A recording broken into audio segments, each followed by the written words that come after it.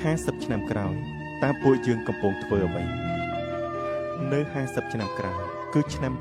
2075តើពេលនោះអ្នកកំពុងធ្វើអ្វីប្រហែលអ្នកកើតចំនួន70កើតចំនួន80ទៅអស់ហើយឯអ្នកកើតចំនួន90ក៏នៅសល់មិនច្រើនដែរពួកយើងសុទ្ធតែខ្លាចជាធូលីដីក្នុងលំហអស់ហើយនៅ50 ឆ្នាំក្រោយព្រះអាទិត្យនៅតែរះឡើងបញ្ចេញរស្មីចែងចាំងដដែលបុប្ផាក៏នៅតែរះស្គុះស្គីស្រស់បំប្រងដដែល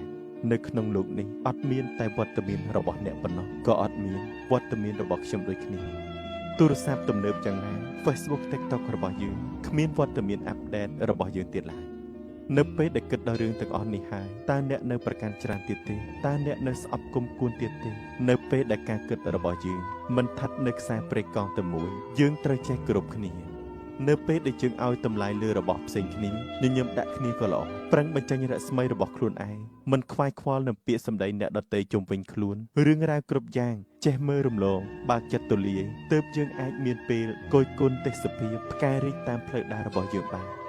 សូមឲ្យតម្លៃអនាគតខាងមុខរបស់អ្នកពោពេញទៅដោយអារម្មណ៍ស្ងប់សុខមានសន្តិភាពផ្លូវចិត្តរស់នៅរីករាយស្រស់ស្រាយជារៀងរាល់ថ្ងៃ